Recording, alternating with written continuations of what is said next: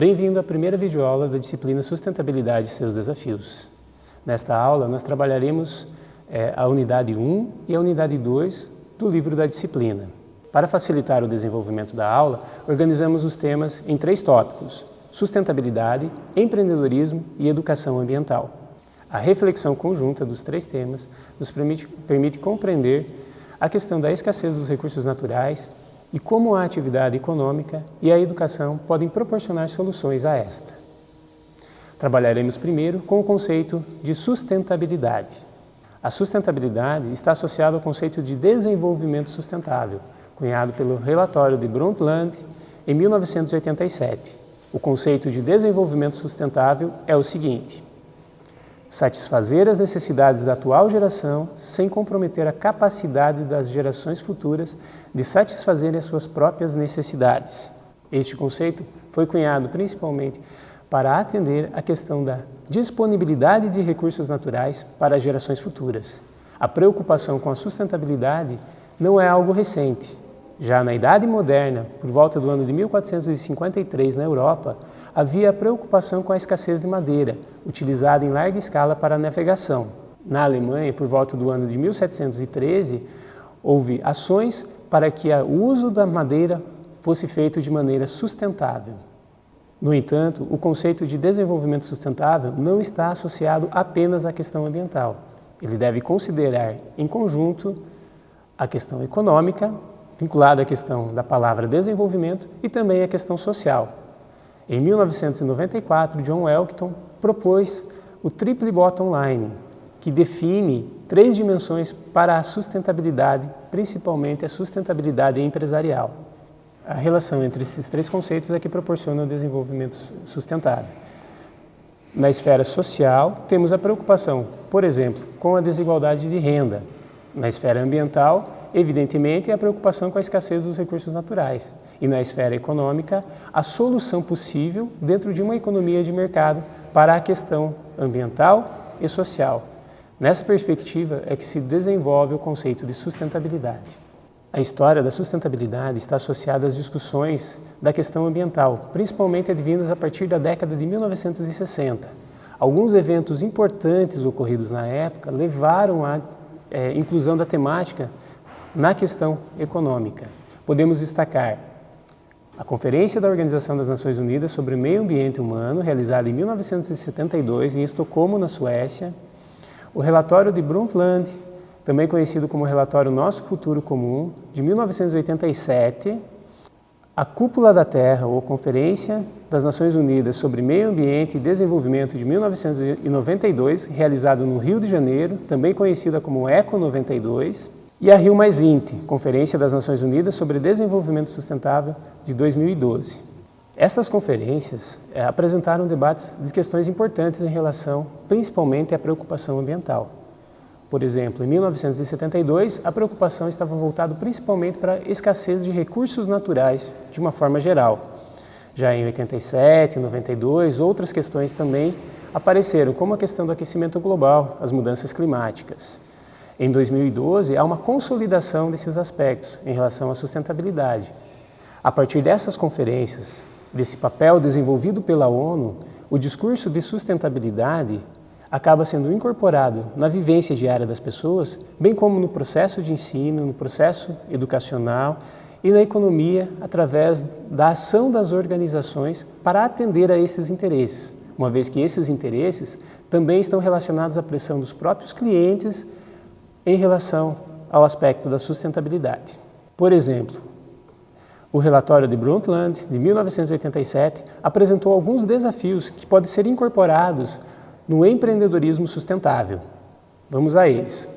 Os desafios do empreendedorismo sustentável do relatório de Brundtland são os seguintes: suprimento das necessidades básicas de todas as pessoas, estabelecimento de nível de consumo suportável pelo meio ambiente, suprimento igualitário das aspirações dos indivíduos, garantia de não degradação dos sistemas naturais. Como podemos observar, esses desafios propostos pelo relatório de Brundtland estão associados principalmente à questão dos recursos naturais e da equidade social, propondo que sejam preservados para gerações futuras e para gerações presentes a disponibilidade e o acesso justo aos recursos naturais e também a equidade social através do equilíbrio de renda e de acesso aos recursos de uma maneira geral. A solução dessas questões ambientais, sociais relacionadas a este cenário econômico pode ser alcançada principalmente se trabalharmos com alguns fatores essenciais, alguns capitais. Vamos a eles. O capital humano é gerar e transformar conhecimento em riqueza. O capital social está relacionado à comunidade organizar-se para soluções de problemas comunitários. O capital empresarial é organizar-se para a produção de bens e serviços e gerar valor de maneira sustentável. E o capital natural está relacionado ao ambiente físico, territorial e os recursos naturais para garantir a disponibilidade e o uso eficiente destes. Mas como podemos alcançar esse desenvolvimento através do uso desses diversos capitais? O empreendedorismo pode ser uma das formas de solução para alcançarmos esse desenvolvimento sustentável. O conceito de empreendedorismo está associado a: o empreendedorismo é transformar ideias em oportunidades. Também podemos definir o empreendedorismo como a realização de algo novo, que altera a situação presente no mercado. Como podemos observar, o conceito de empreendedorismo está associado a trazer ideias novas. O empreendedor é quem pode proporcionar as mudanças nesse cenário econômico. Deste modo, trazer esses desafios da sustentabilidade para dentro da discussão do empreendedorismo se torna essencial. A forma como o empreendedorismo pode contribuir para a sustentabilidade está associado principalmente ao uso dos recursos naturais, à questão tecnológica para a organização da produção e ao consumo consciente. Alguns desafios são propostos ao empreendedorismo. Dentre eles, podemos destacar o respeito aos limites dos recursos naturais e dos ecossistemas, a disponibilidade de recursos em quantidade e qualidade adequadas aos das gerações futuras, o empenho pela redução da desigualdade social e da miséria, e a assimilação de novos conhecimentos e novas tecnologias. Esses desafios impostos ao ambiente empresarial estão relacionados principalmente aos discursos das últimas décadas que intensificaram e promoveram o uso dentro do contexto empresarial das questões ambientais e sociais. Um espaço que pode ser adequado para a discussão dessa temática e proporcionar consciência em relação ao empreendedorismo, em relação à sustentabilidade, é a educação. O ensino e a educação da cultura empreendedora no espaço escolar é uma grande tarefa que ajudará a construir a cultura do empreendedorismo sustentável, reforçando os valores sociais adequados para tal. Deste modo, não estamos falando apenas de gerar educação para o empreendimento do ponto de vista econômico, mas também para gerar consciência desses gestores que irão atuar dentro das organizações e promover ações e estratégias voltadas ou que incluam também as questões ambiental e social. Da mesma forma, essa educação pode promover o consumo consciente dos bens e gerar pressões para que a sociedade se organize de forma a atender esses novos desafios que estão sendo impostos. No ambiente escolar, a educação ambiental tem por objetivo levar a comunidade a compreender a relação entre os fenômenos ambientais e a qualidade de vida das pessoas. Os sistemas educacionais devem ser considerados uma importante responsabilidade de reestruturar o ensino sobre a relação entre a sociedade e o meio ambiente.